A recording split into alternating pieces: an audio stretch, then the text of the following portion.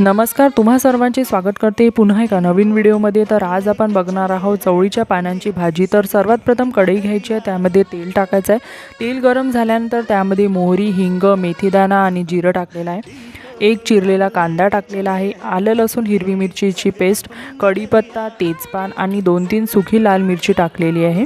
त्याला छान मिक्स केल्यानंतर त्यामध्ये चिरलेला एक टमाटर टाकायचा आहे आणि छानपैकी शिजवून घ्यायचं आहे। आता हळद, चवीपुरते मीठ, लाल मिरची पावडर, गरम मसाला आणि थोडी साखर घालायची आहे।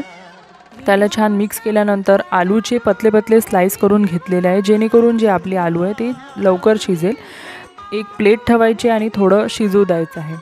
तोपर्यंत आपण जे चवळीची भाजी आहे त्याला छानपैकी वॉश करून कट करून घेतलेला आहे आणि त्याला छानपैकी मिक्स केलेला आहे।